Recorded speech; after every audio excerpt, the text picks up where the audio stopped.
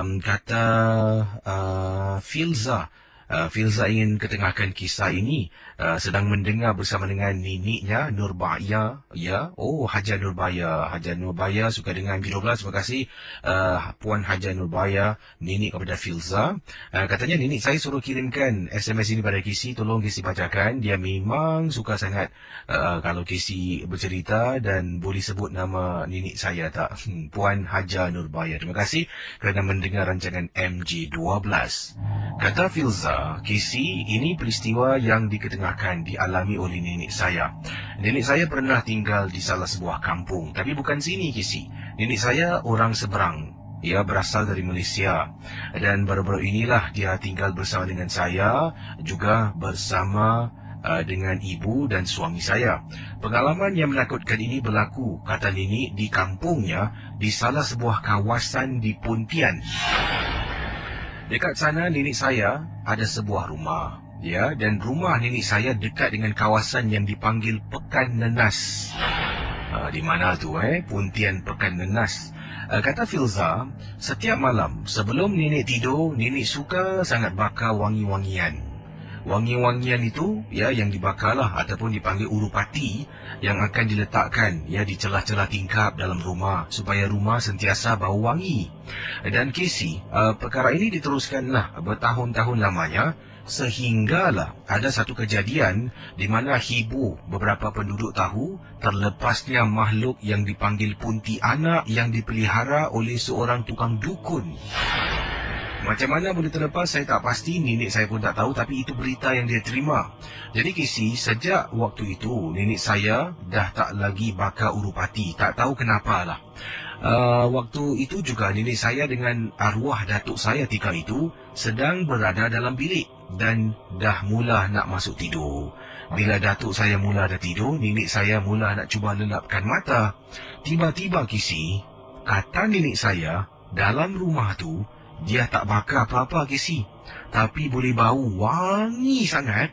Baunya bukan bau urupati, tapi kata nenek bau bunga cempaka. Mengikut kata nenek saya, bunga cempaka ini antara bunga yang digemari oleh Cik Pun.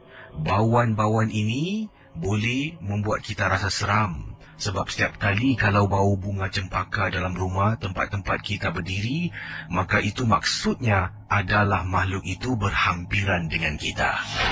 Nenek terbau bunga cempaka. Nenek pun bangun. Nenek saya ni orangnya berani. Jadi dia keluar dari bilik, periksa. Dalam rumah nenek saya ada 3 bilik tidur dan juga ruang tamu.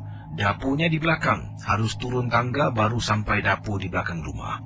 Juga ada veranda. Veranda tingkapnya ditutup juga. Malam tu semua ditutup. Jadi nenek rasa muskil datangnya dari mana bau bunga cempaka.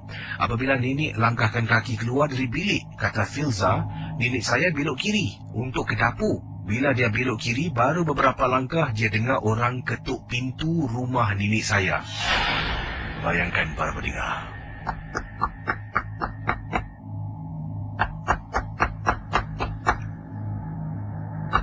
Kisi, kata nenek saya, bila dengar orang ketuk pintu, nenek saya mula rasa ada benda yang tak kena. Itu pun nenek berdegil tak nak kejutkan arwah datuk. Nenek terus langsung ke pintu, buka sindil atas dan bawah, tolak pintu, terperanjat Kisi. Ada perempuan sedang dalam keadaan posisi merangkak, berada di bawah anak tangga rumah nenek saya di Pontian Pekan Nenas. Bila nenek nampak, nenek istighfar, berkali-kali istighfar dan baca ayat kursi. Dia hafal, dia baca. Benda tu, bila dengar nenek saya melafazkan ayat-ayat kursi, dia mula gustan, kata nenek saya, mula mengundurkan dirinya dan terus dia hilang. Bila dia masuk ke dalam semak samun berdekatan dengan rumah nenek. Nenek tutup pintu, dia baring dengan atuk.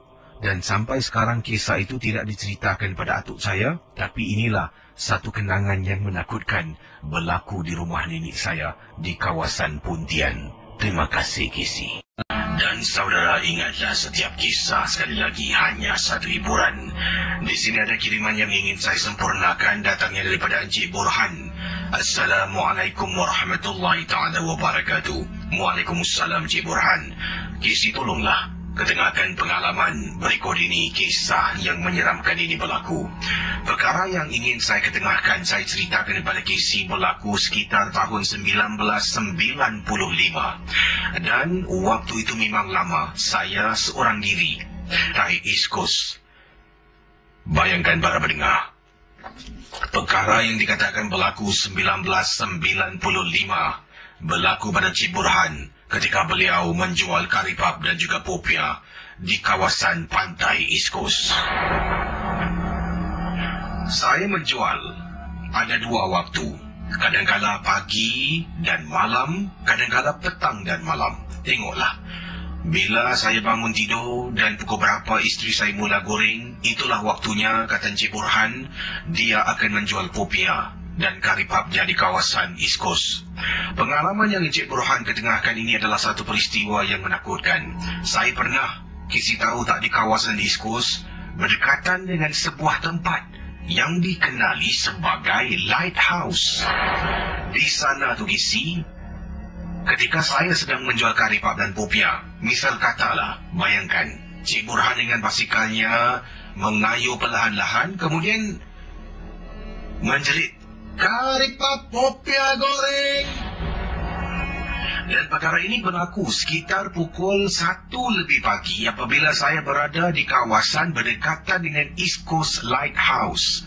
Apabila basikal saya lalu depan bangunan tersebut ataupun depan menara tersebut, di atasnya ada seorang wanita.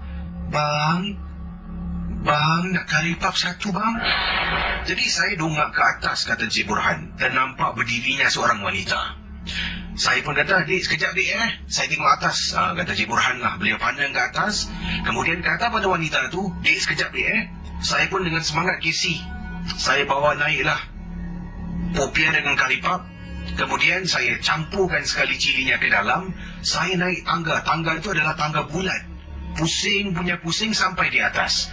Bila sampai di atas, apa yang berlaku? Saya pusing keliling. Lighthouse tu tempatnya bulat.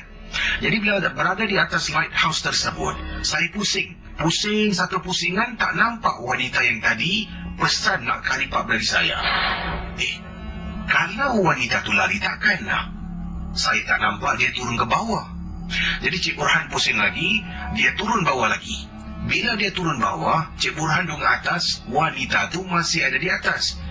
Dik, tunggu dik, jangan gerak dik." Cik Burhan katanya, "Saya memang Kisi bukan senang nak cari sesuap nasi." Saya naik atas lagi, pusing lagi cari wanita tu, tak ada. Astaghfirullahalazim, mana pula budak ni? "Bang, saya ke atas bang." Kisi, bila saya dongak ke peranjat saya, di tepi lighthouse ada pohon ataupun pokok yang besar. Kelihatan macam budak tadi sedang duduk berpaut, bergayut pada pohon tersebut. Hanya Tuhan yang tahu, kawasan itu tak ada orang lain Kisi, hanya saya seorang. Saya turun ke bawah sepantas kilat. Saya kayu basikal saya menuju ke arah pantai East Coast McDonald dan terus pulang ke rumah. Itulah pengalaman yang tak dapat dilupakan. Terima kasih dan selamat tengah malam Kisi. Awal tadi merupakan kiriman SMS yang saya terima dari Encik Burhan, seorang peniaga yang menjual karipap, berlaku pada tahun 1995 di pantai East Coast. Wah, bagaikan ada yang berkongsi Jadi saya masih ingat dululah, kalau dulu saya pergi pantai itu ada orang jual karipap, jual keropok, jual nasi pun ada dengan berbasikal, ada dengan isterinya. Satu saya rasa perkara yang patut kita kita lihat dan kita fikirkan, suami isteri cari rezeki, mungkin dicari duit tambah dan sebagainya. Dan Cik Burhan pula bila sampai dekat lighthouse yang dimaksudkan tu, ada orang kat atas, "Bang, karipap bang." Dia naik atas pusing. Saya pernah naik atas lighthouse dimasukkan tu, pusing, satu pusingan kat situ. Bunda hilang pula Ayolah, sekali lagi dia tegur ke atas, Cik Burhan dengan semangat naik lagi Rupa-rupanya dia dah pindah naik atas pokok. Baik, itulah. Saya akan bacakan kisah berikut ini di Ria 897 dalam rancangan Misteri Jam 12 dan ini adalah kiriman email yang ingin saya sempurnakan. Pengalaman seorang pekerja custom di Singapura. Di checkpoint mana? Adakah checkpoint Woodlands ataupun kejadian ini berlaku di checkpoint Tuas? Dia ataupun beliau meminta saya merahsiakan antara satu checkpoint di manakah beliau bertugas dan saya menghormati permintaannya. Nama digunakan bukan nama sebenar, namanya Su dalam kiriman email dan ini bukan nama yang sebenar. Su berkongsi pengalaman beliau bertugas di salah satu checkpoint di Singapura. Dan waktu itu ketika kejadian ini berlaku sekitar 2 lebih pagi, beliau sedang bertugas di booth checkpoint menantikan kenderaan kereta untuk masuk lalu di lane yang beliau jaga. Kita teruskan pengalaman Su di salah satu checkpoint di Singapura. Pendengar Misteri Jam 12, di sini Su ingin menceritakan apa kabar Kisi, juga peminat penggemar rancangan Misteri Jam 12. Nama saya Su dan Su ingin bercerita satu pengalaman peristiwa yang menakutkan. Sebenarnya bertugas di checkpoint ini memang banyak kisah rintangan yang perlu dihadapi. Selain daripada rintangan harian berdepan dengan manusia, juga kadang-kala gangguan-gangguan. Kalau tanya mereka yang bertugas di checkpoint, ada tempat-tempat yang saya tak boleh sebutkan. Dikatakan keras dan angka. Saya juga pernah kena apabila saya menjaga di lorong kereta, lorong kenderaan. Waktu itu 2 lebih pagi. Ada sejenis kereta masuk. Kalau tak silap saya, kereta jenis Hyundai yang masuk ke dalam lorong yang saya jaga. Bila kereta sampai di hadapan checkpoint yang saya ditugaskan, kelihatan dalam kenderaan ada beberapa orang yang nak masuk ke seberang tambak. Kereta tersebut adalah kereta Singapura, berdaftar di Singapura, nombor plit Singapura. Kemudian macam biasa, pemandu tersebut turunkan tingkapnya dan menghulurkan saya pasport. Dalam kenderaan saya nampak ada 3 orang. Jadi bila pakcik tu hulurkan pasport, saya ambil pasport tersebut dari pakcik. Kemudian saya kata, "Pakcik, buka lampu boleh?"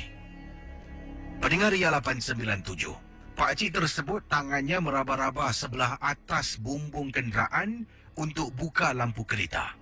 Kemudian, pendengar Ria 897, apabila saya tengok pasport yang ada di tangan saya, yang diberikan pada saya cuma 2 pasport saja. Pakcik kasih saya 2 pasport aja, cik. Lagi satu mana? Isteri tengok, suami tengok, tapi orang yang duduk di belakang tak pandang saya, Kisi. Jadi, pakcik tu pun kata, "Kami suami isteri 2 orang aja. Mana ada orang duduk belakang?" Kisi, bila saya toleh tengok ke belakang, di belakang tempat duduk pakcik ni tidak ada penumpang. Saya keluar dari kenderaan sebab saya sangkakan mungkin pakcik ni nak seluduk masuk orang. Jadi saya pun letak pasport di tepi, saya keluar daripada booth saya pergi ke hadapan kereta, saya ketuk tingkap sebelah makcik. Saya kata, "Makcik boleh buka pintu belakang tak? Sebab pintu belakang terkunci." Jadi pakcik tu buka pintu belakang, saya buka, saya tengok, saya buka bonet belakang dan Kisi memang rata-rata tidak ada orang. Tapi saya yakin, Kisi, saya nampak orang kata Su. Oleh kerana saya rasa tak sedap hati, tiba-tiba meremang bulu rumah saya kembali ke dalam booth. Kemudian saya pun scan dan cop pasport kedua pakcik dan makcik. Saya hulurkan pasport tersebut, sekali lagi saya nampak Kisi benda tu duduk di belakang. Kemudian pakcik tu kata, "Awak jangan takut. Dia bukan manusia, dia tak boleh masuk sini. Orang tak nampak. Awak ni special agaknya."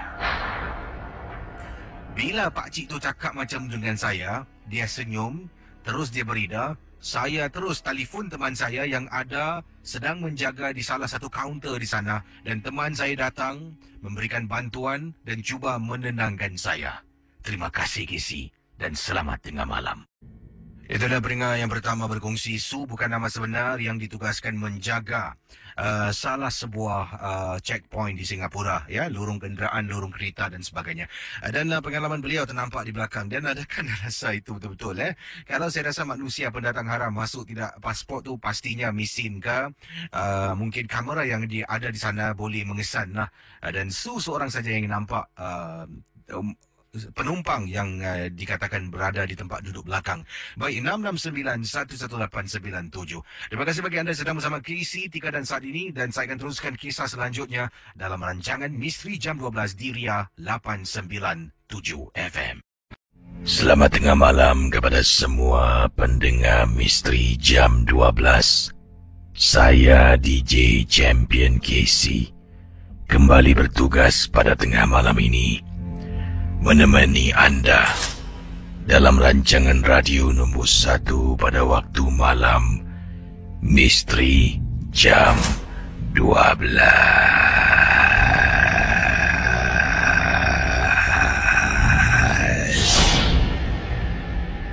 Saudara, kisah yang ingin saya bacakan yang pertama pada tengah malam ini kiriman daripada Kak Mona. Assalamualaikum kepada KC dan juga semua pendengar Misteri Jam 12. Waalaikumsalam warahmatullahi ta'ala wabarakatuh kepada Kak Mona. Kak Mona ingin berkongsi satu peristiwa yang menakutkan dalam rumah. Ini merupakan rumah Kak Mona yang Kak Mona baru saja berpindah dalam rumah ini setelah arwah suami meninggal dunia. Kak Mona dah tak sanggup nak duduk di rumah lama. Anak-anak ada yang menghalang kakak daripada menjual rumah sebab rumah tu banyak kenangan. Tapi kakak tak nak. Sebabnya dalam rumah tu kakak seorang yang tinggal. Anak 2 orang KC dah berumah tangga. Satu lagi belajar di luar negeri. Jadi kakak duduk dalam rumah seorang. Bila duduk seorang dalam rumah yang banyak kenangan-kenangan, kakak akan teringat tentang arwah suami yang sampai ke saat ini masih belum boleh kakak terima kenapa dia pergi. Dipendekkan cerita, walaupun anak-anak tidak benarkan, ada yang menyerahkan segalanya pada kakak dan ada yang kata jangan. Kakak buat keputusan untuk jual rumah lama ni dan tinggal ke rumah yang lebih kecil yang mana sesuai dengan kehidupan kakak seorang diri. Pendengar Ria 897 FM, Kak Mona daripada meninggal ataupun daripada beliau meninggalkan rumah lamanya. Rumah lama beliau adalah sebuah rumah eksekutif. Daripada rumah eksekutif, beliau berpindah ke rumah yang lebih kecil, rumah 3 bilik. Jadi dalam rumah ni cuma ada 2 bilik tidur saja. Satu kakak reserve. Kalau mana tahu anak-anak datang dengan pasangan masing-masing nak bermalam di rumah kakak, mereka ada bilik untuk mereka tidur. Satu bilik kakak. Pendengar Misteri Jam 12. Pindah dekat rumah baru ni, kakak tetap memikirkan tentang suami.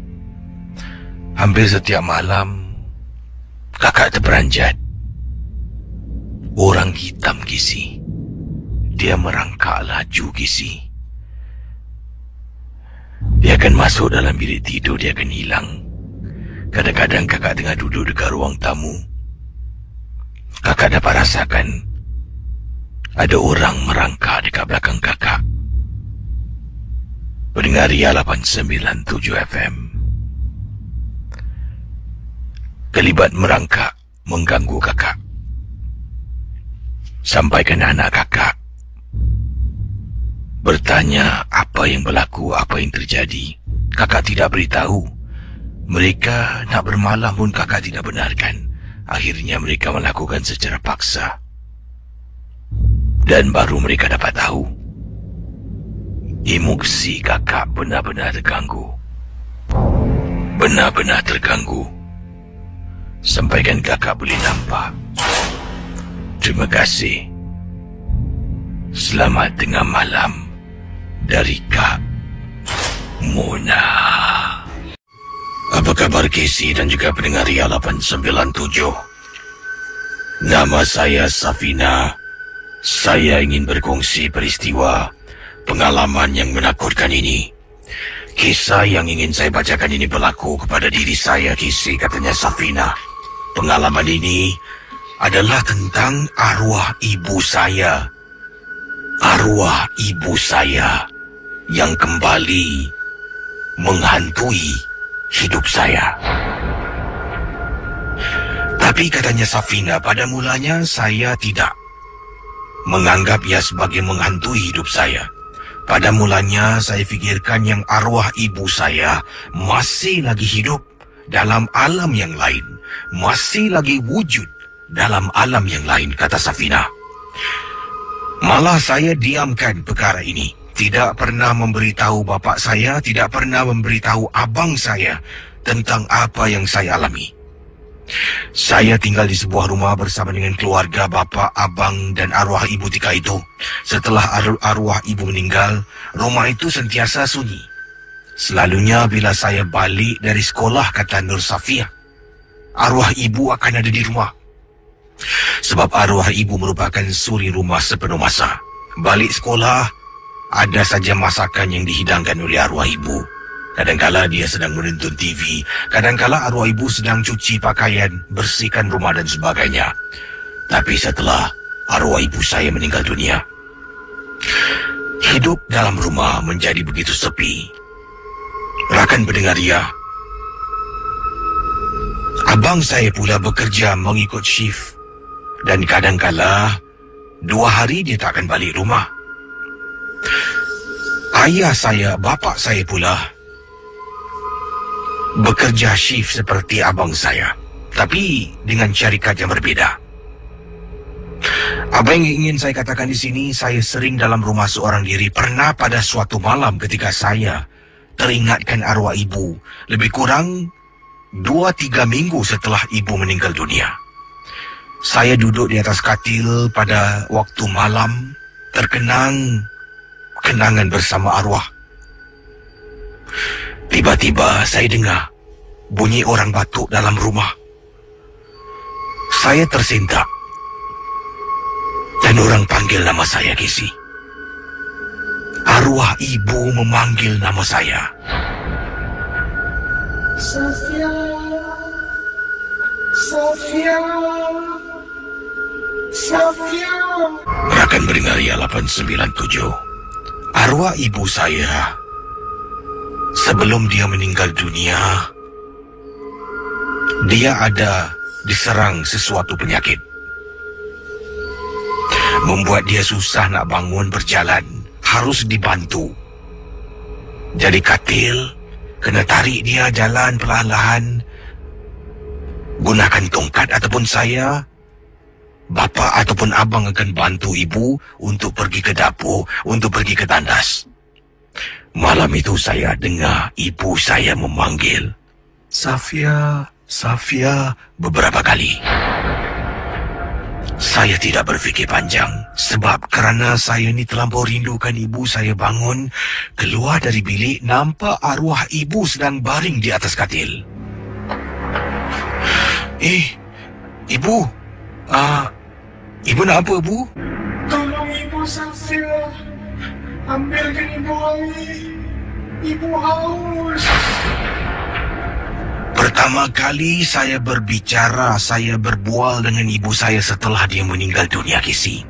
Ibu saya suruh tolong ambilkan air, dia haus. Saya ambil segelas air, saya letakkan di tepi katil. Saya duduk berbual dengan ibu saya. Saya kata saya rindukan dia. Dia kata tak apa, Safia kena sabar. Nanti malam-malam ibu datang temankan Safia, ya Safia. Keesokan hari sama juga. Setiap kali bila dia datang, dia kata dia haus. Ambilkan air boleh? Saya pergi dapur ambil secawan air. Ambil secawan air. Begitulah hendaknya untuk beberapa minggu mendatang. Saya tidak pernah beritahu bapa dengan abang saya, kerana saya rindukan ibu dan ibu datang untuk bersama dengan saya. Saya rasakan ibu masih hidup, tapi di alam yang lain. Dipendekkan cerita, sampai pada suatu petang, abah bapa saya ni bertanya pada saya, Safia, bapa nak tanya sikit boleh? Apa dia, Pak? Kadang-kadang malam-malam bapa balik, bapa nampak dekat tepi katil ada cawan, ada bekas air. Siapa minum dalam bilik Saya tak tahu nak cakap apa dengan bapa saya, Kisi. Safia minum air dalam bilik. Kenapa apa Safia buat dalam bilik?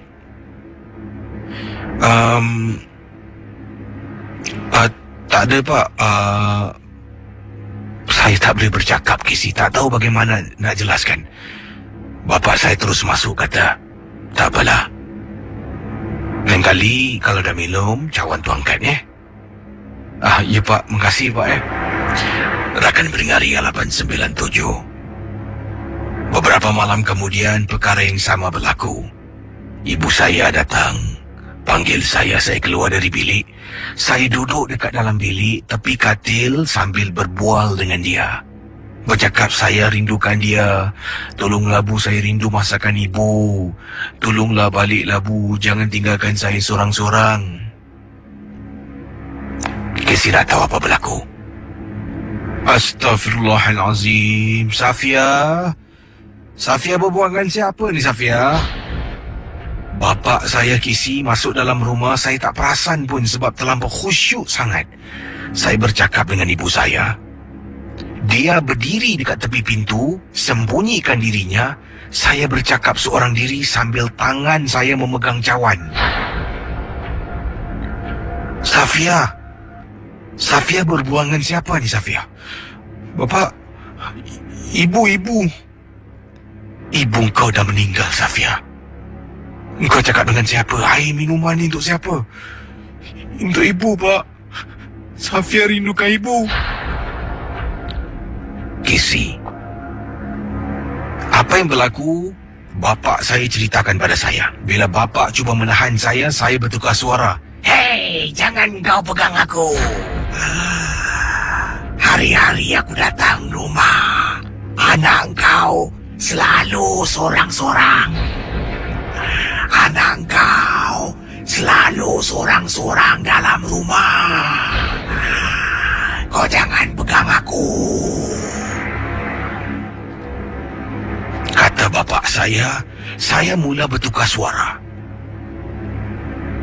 Benda tu dah masuk dalam badan rupa-rupanya. Casey, bapa saya tak boleh buat apa-apa. Telefon abangnya, iaitu Pak Long saya, datang ke rumah. Merawat saya. Rawatan yang saya jalani, katanya Safia, bukan sekali, malah beberapa kali, Casey. Sebab benda ni degil tak nak keluar dari badan. Dan dia akan datang bila saya keseorangan dalam rumah, bila saya termenung. Jadi saya harus hindari diri saya daripada berbuat demikian. Saya tak boleh keseorangan, saya tak boleh mengalamun termenung teringatkan ibu. Setiap kali saya seorang, saya teringatkan ibu saya, dia datang dan memanggil saya. Kata bapa saya bila Pak Long bertanya, apa urusan kau dengan budak ni, anak saudaraku? Apa urusan kau? Hei, aku dah cakap dengan kau. Aku datang sini sebab budak ni selalu termenung, teringatkan arwah mak dia. Apa salahnya aku tolong budak ni? Setelah beberapa bulan, saya dirawat. Barulah saya sembuh daripada gangguan tersebut. Sejak hari itu, bapa, abang, makcik saya berusaha cuba memenuhkan hidup saya yang sentiasa mengingati arwah ibu sampai ke saat ini, Kisi. Terima kasih dan selamat tengah malam. Kiriman daripada Kak Aminah berkongsi satu kejadian yang menakutkan berlaku. Sebelum itu, katanya Kak Aminah, Casey, kakak ada seorang pembantu rumah. Pembantu rumah kakak ni agak istimewa, kata Kak Aminah. Beliau ni dah macam keluarga. Dah pun bersama dengan keluarga kakak dah hampir 7 tahun, Casey. 7 tahun. Balik kampung, balik ke Singapura kerja lagi dengan kakak. Dan kakak pun dah anggap macam keluarga kami sendiri. Ya, satu perkara tentang keistimewaan yang dimiliki oleh pembantu rumah Kak Aminah ni. Pembantu rumah kakak ni, dia boleh nampak, Casey. Kak Aminah meletakkan perkataan nampak dalam inverted comma. Ya, yang bermaksud boleh melihat sesuatu yang kita manusia tidak boleh lihat menggunakan mata kasar kita. Itu pun dia tak pernah beritahu sampaikan kakak pernah bertanya dan barulah dia katakan yang dia ni sebenarnya mempunyai kebolehan boleh melihat makhluk-makhluk halus. Pada satu hari, kakak suami sebenarnya tak boleh tidur. Jiran sebelah kakak, jiran Cina kakak, anjing beliau yang dipelihara ni sepanjang malam, Casey, tak henti-henti. Sepanjang malam tak henti-henti anjing tu menyalak. Buat bising mengganggu ketenteraman kakak dengan suami yang sedang nak tidur.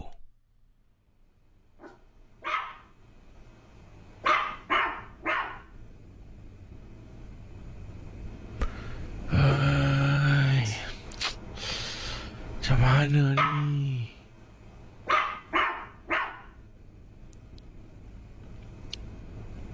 Bising betul lah.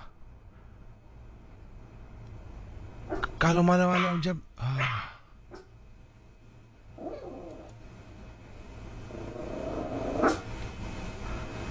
Pendengar Ria 897, Kak Aminah bangun, suami bangun, keluar.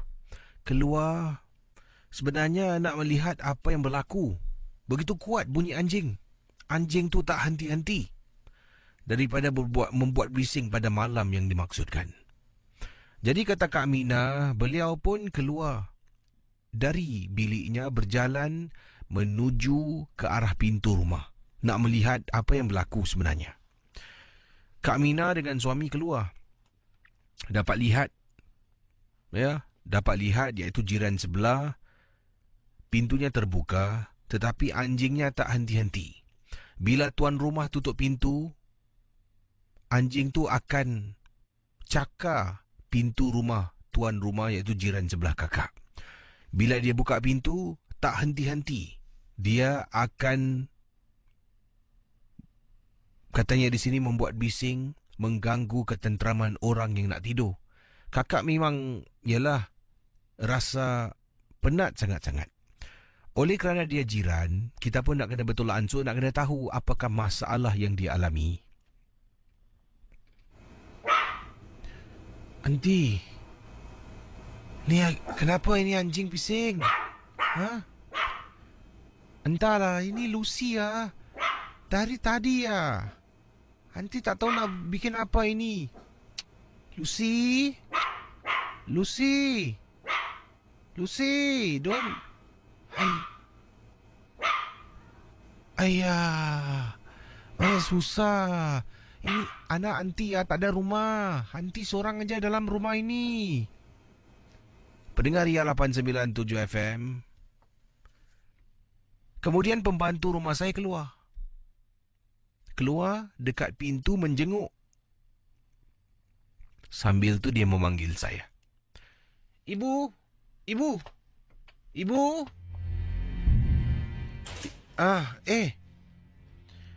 Ya Rini. Ibu sini. Ada apa Rini?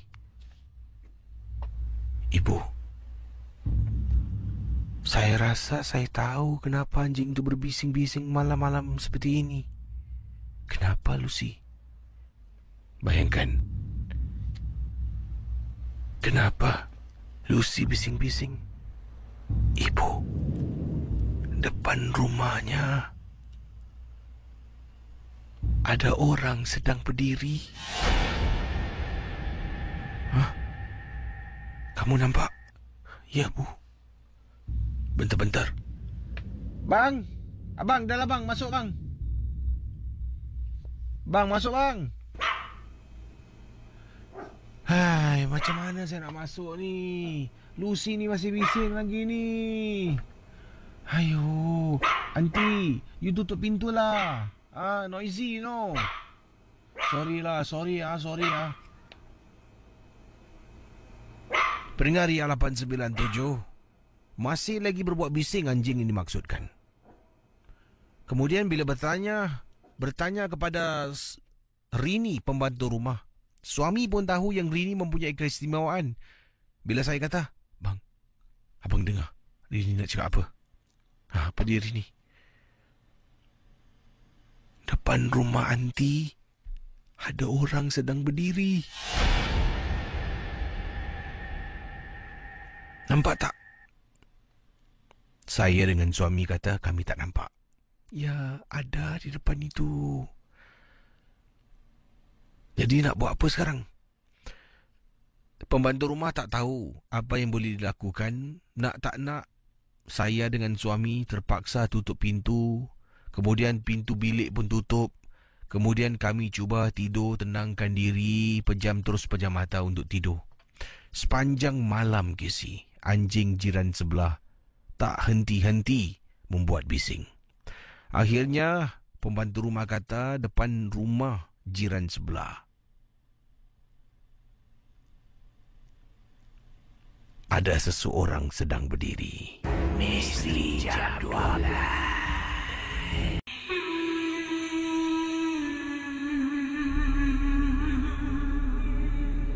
Saudara, kisah berikut ini berlaku di Singapura pada tahun 80-an. Kiriman daripada Hashima. Kepada pendengar Misteri Jam 12, saya nak berkongsi pengalaman peribadi. Terpulang pada anda semua, nak percaya ataupun tidak, pengalaman saya ini berlaku pada tahun 80-an. Ketika itu saya sedang hamil anak yang pertama. Saya dengan suami tidak hidup mewah. Kami menaiki pengangkutan awam ke mana kami pergi. Jadi, kisah yang diceritakan oleh Hashima. Waktu itu saya hamil 4 bulan. Anak kandungan hampir-hampir masuk 4 bulan. Balik dari rumah mak dekat kawasan Bedok South. Casey, nak balik ke rumah, nak naik bas dah tak ada. Dulu bukan macam sekarang Casey. Naik bas, kadang-kadang bas sampai lewat malam masih ada lagi bas. Jadi rumah mak di Bedok South. Rumah saya pun dekat kawasan yang sama, tapi jalan agak jauh. Pada malam tu suami ajak pulang ke rumah. Kami berjalan kaki Casey. Jadi bila jalan kaki, kami ambil jalan pintas ataupun shortcut. Jalan tu dah selalu kita gunakan. Sebelum hamil dah banyak kali kalau balik lambat mesti jalan sini. Ini merupakan laluan yang disebutkan lalu dekat estate perumahan privat.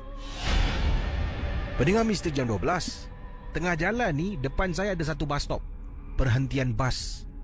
Sekarang bus stop tu dah tak ada lagi dah Casey. Tapi pada waktu itu bus stop tu pada tahun 80-an masih ada. Bas dah tak lalu dekat kawasan tu, dah malam. Saya dengan suami tengah jalan, tiba-tiba saya menegur Casey. Bang, perempuan tu asal duduk dekat atas bus stop Kata saya, dengan penuh confident pada suami. Suami pusing tengok saya. Awak ni pun, awak tu hamil. Awak nampak apa? Dekat bus stop tu mana ada orang? Saya terdiam, Casey. Astaghfirullahalazim, bang. Sejurus lepas saya menegur, saya kata, perempuan tu kenapa duduk dekat atas bus stop ya, bang? Suami saya pun marah saya, tapi dengan cara baik dia menegur saya. Sejurus lepas itu, Casey, tiba-tiba datang bau harum. Baunya sama dengan bau bunga cempaka. Meremang bulu roma, saya kata pada suami, bang, saya takut, bang. Bang, saya takut. Saya tunjuk suami tangan saya. Bulu roma meremang. Saya gosok-gosok tengkuk saya menunjukkan pada suami yang saya tengah meremang. Bang, tak mau jalan sini, bang. Patah balik boleh tak, bang? Suami angguk, dom. Sambil berjalan dengan suami, saya ikut suami baca Bismillahirrahmanirrahim. Saya ikut suami baca, saya ikut. Jalan sampai dekat kolong blok. Berhenti seketika. Berhenti. Suami cuba periksa. Casey nak tahu tak? Kata Hashimah, bau tu ikut kami, Casey. Bau harum tu ikut kami. Sekarang nak pulang pun dah tak boleh. Terpaksa saya dengan suami pergi dekat lift, naik atas rumah mak. Ketuk pintu. Assalamualaikum. Assalamualaikum. Waalaikumsalam. Mak. Shima, tak balik lagi? Mak saya buka pintu. Suami dekat luar, saya dekat luar. Mak saya buka pintu, nampak suami, nampak saya. Terus mak, astaghfirullahalazim. Ya Allah, jangan ganggulah anak aku, cucu aku. Janganlah ganggu. Shima, Adam, jangan masuk dulu Shima duduk luar dulu ya. Abang. Ada apa? Ni sini bang, tengok sini bang. Ya Allah bang, tolong bang, tengok bang. Suami, iaitu suami saya pada waktu itu memegang tangan saya, Casey, dengan begitu erat. Tak tahu apa yang mak saya nampak. Astaghfirullahaladzim. Ya Allah, tolonglah, jangan ganggu anak aku. Suami, bapa saya keluar, Casey, masuk balik dalam rumah, ambil surah Yasin, berdiri depan pintu rumah. Tanpa bercakap apa-apa, terus membaca, Casey. Dekat belakang dengar, walaupun halus, kedengaran dengan jelas.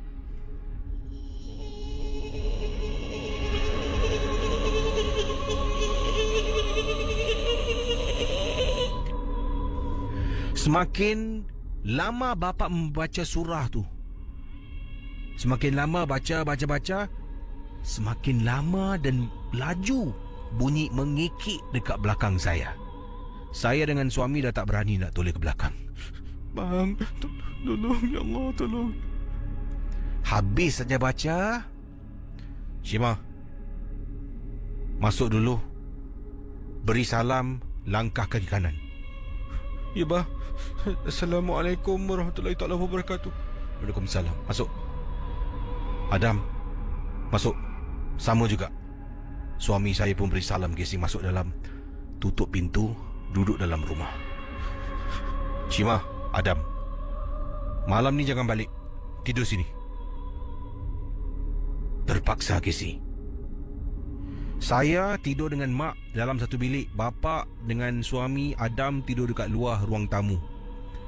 Saya ada adik lelaki, tapi tak ada di rumah, menjalani perkhidmatan negara. Malam-malam tengah tidur, Casey, tingkap bilik mak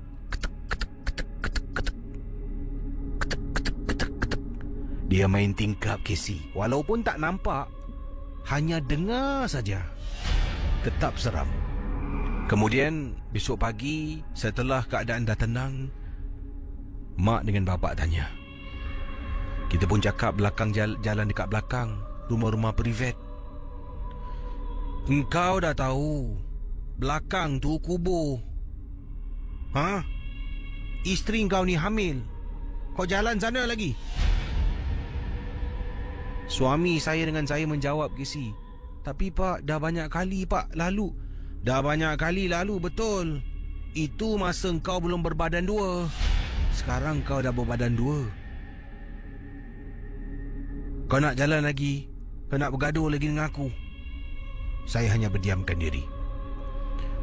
Kisah itulah saat yang paling mengerikan dalam hidup saya. Tahun 80-an, Casey. Saya nampak perempuan duduk dekat bus stop.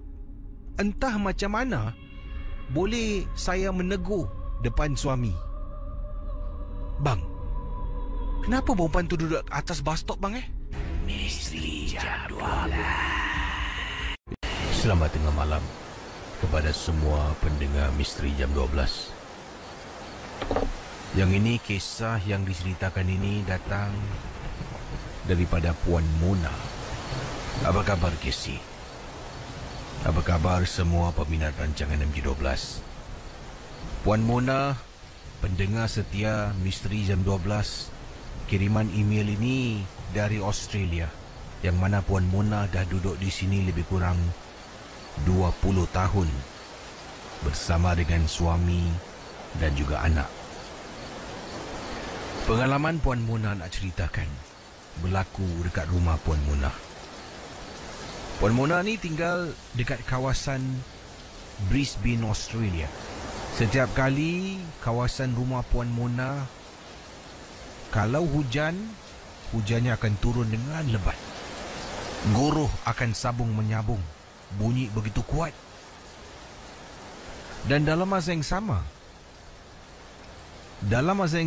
Puan Mona katanya di sini akan dengar bunyi tiupan angin seolah-olah seperti suara perempuan menangis.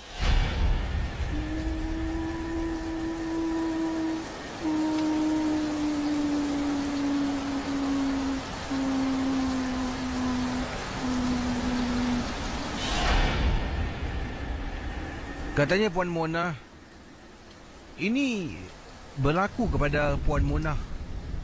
Bila hari hujan, angin tiup nanti akan menghasilkan bunyi suara seperti orang sedang menangis. Pada mulanya seram ke si?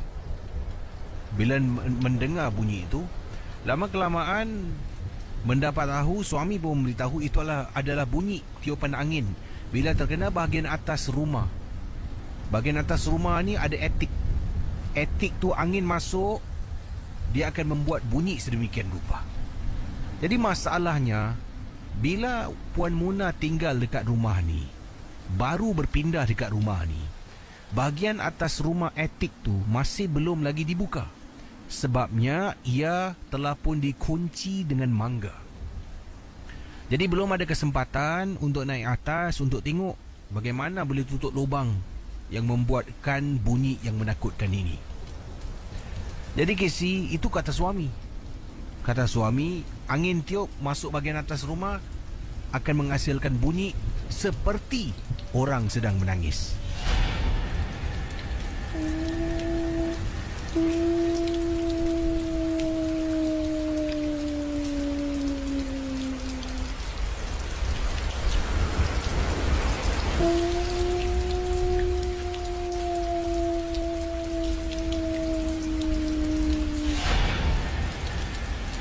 Jadi waktu tu hanya boleh menantikan ejen rumah untuk datang dengan kunci untuk buka bahagian atas. Suami cuba hubungi ejen berkali-kali, ejen tidak jawab. Sampaikan pada satu hari bila ejen menjawab, bertanya, bahagian atas rumah ni siapa ada kunci, boleh tak kita buka? Ejen kata nanti dulu, jangan pecahkan. Setelah hampir lebih kurang seminggu lebih kita tunggu, ejen tak datang-datang balik. Akhirnya ejen telefon.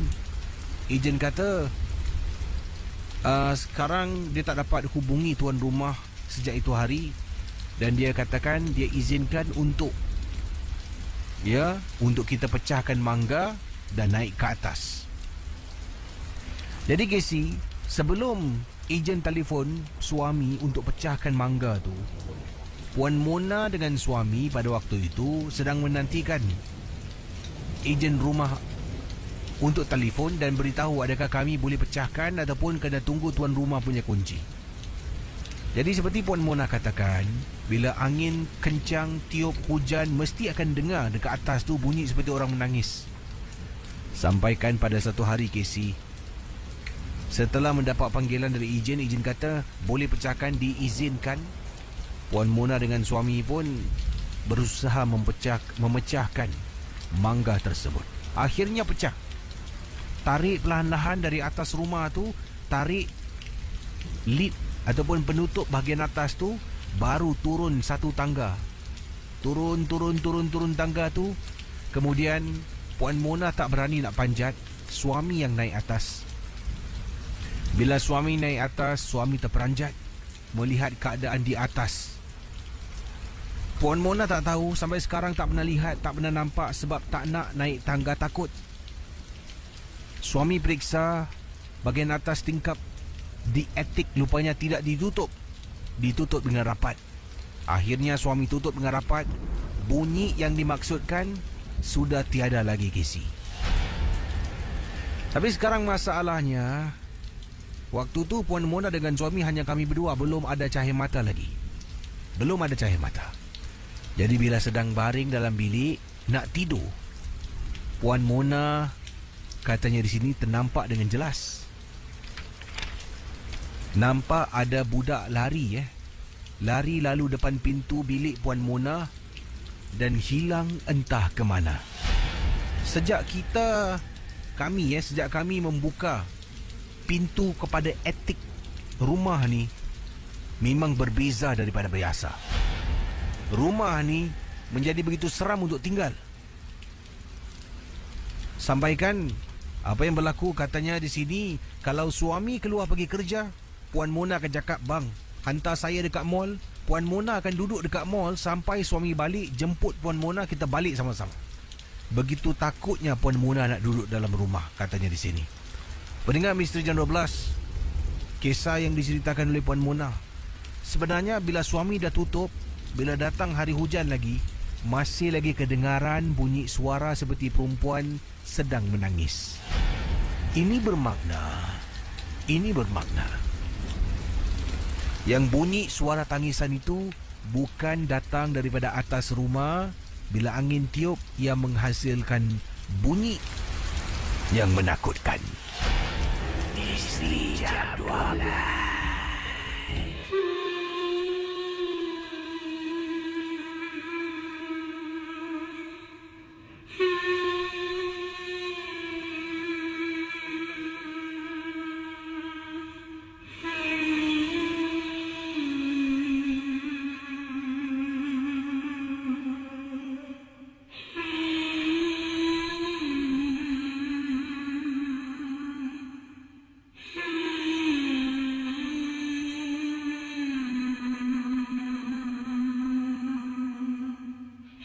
Entah benar ataupun tidak, kita teruskan kisah Misteri Jam 12. Peringari 897.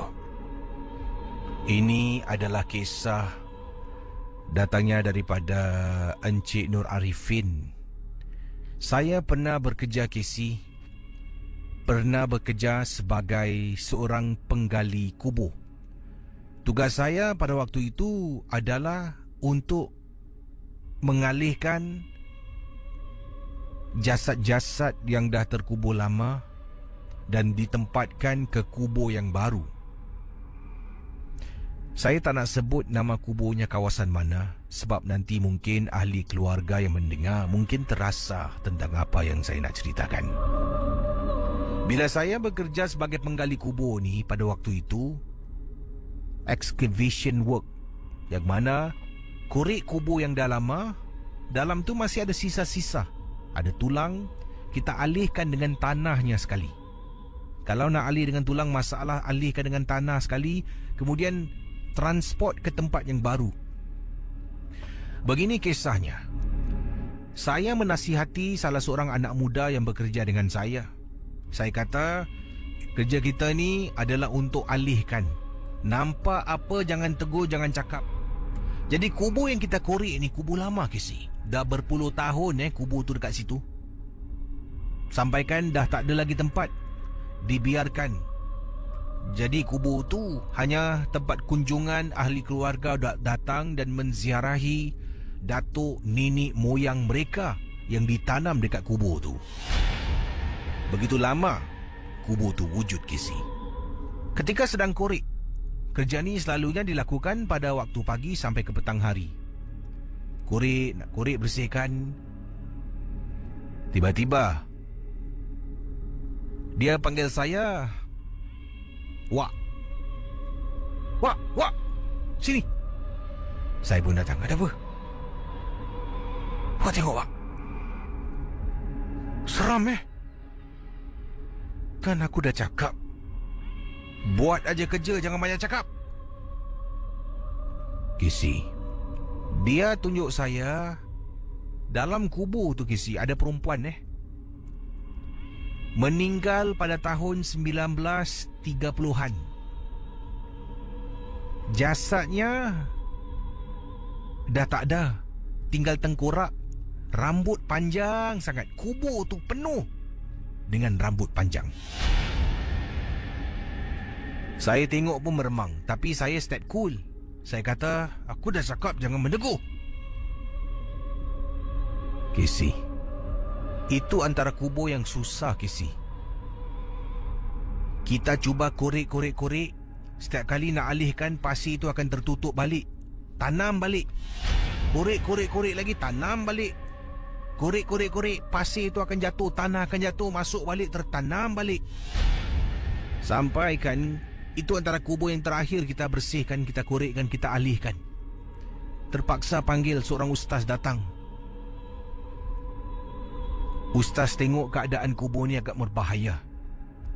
Dan ustaz telah pun melakukan sesuatu. Selama untuk beberapa hari ada orang datang dan membaca surah-surah, membaca Yasin dekat depan kubur tu. Memang menyeramkan sangat-sangat. Selepas habis saja projek. Sebabnya kubur yang tu daripada dikorek tak boleh, jadi antara kubur yang terakhir dipindahkan. Habis, kita pun ada kerja-kerja yang lain kita lakukan. Bukan setakat korek kubur, Casey. Adalah benda-benda yang lain. Waktu malam, saya dapat mesej daripada budak ni bernama Adli. Wak, dah tidur ke? Question mark. Saya reply balik, belum. Kenapa? Dia kata, boleh tak saya telefon Wak? Ada apa? Katanya di sini, Casey, dia takut sekarang. Malam-malam hari dalam bilik dia nampak perempuan rambut panjang, sama menyerupai wanita yang terbaring dalam kubur yang dia tegur. Dahlah, tak ada apa-apa. Bukan tak ada apa-apa, Wak. Saya cuba nak fikir tak ada apa-apa, Wak. Tapi nampak Wak banyak kali dalam bilik saya, Wak, dekat tepi pintu. Saya takut, Wak. Sumpah saya takut. Casey, apa yang berlaku, Casey? Apabila saya kata pada dia supaya cuba baca surah-surah, cuba buka, kalau tak tahu baca, buka bacaan surah-surah, pendengar misteri jam 12, dia buat. Malam yang pertama dia tak buat sebab dia takut. Malam yang kedua dia dah sebelum tidur buat persiapan. Ada radio dalam bilik, putar CD bacaan surah-surah. Sedang surah tu berkumandang dekat sebelah, di sebelah bilik, iaitu bilik adiknya. Adiknya terpekik sekuat-kuat hati.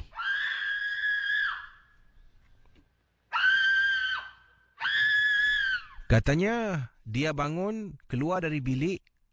Begitu juga dengan ibu dengan ayahnya keluar dari bilik, pergi bilik adik, ketuk-ketuk pintu tak boleh buka sebab dikunci dari dalam. Cari kunci, setengah jam cari kunci. Sambil-sambil ketuk tak buka, terpekik-pekik dekat dalam. Ain! Buka pintu, Ain! Ain! Akhirnya buka pintu. Ain sedang duduk dekat atas katil. Sedang duduk di atas katil sambil kepalanya mendongak ke atas. Waktu itu, bila keluarganya dah masuk, mulut Ain, air liur melilih tak henti-henti. Kepala mendongak, duduk bersila di atas katil sambil dia mengeluarkan suara mengerang yang menakutkan.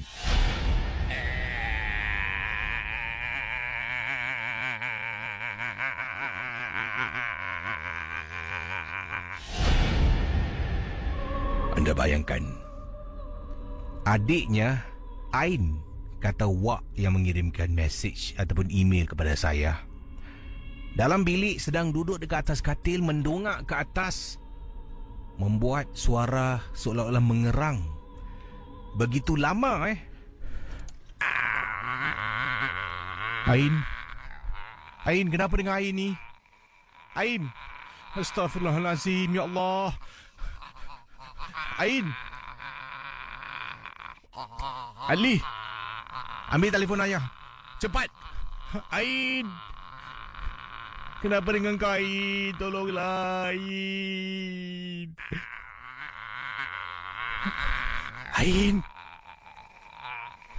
Ain. Pendengar Ria 897. Lama adik saya mendongak sambil mengerang. Saya pun terperanjat keadaan adik saya. Ini berlaku kerana saya menegur. Saya dah dinasihatkan supaya jangan bercakap apa-apa, tetapi saya tetap katakan sesuatu. Bayangkan pendengar misteri jam 12. Kisah yang tak dapat saya lupakan. Saya pelajari, lain kali saya tak boleh kepo. Terima kasih dan selamat tengah malam kepada semua yang sedang mendengar Misteri Jam 12. Misteri Jam 12.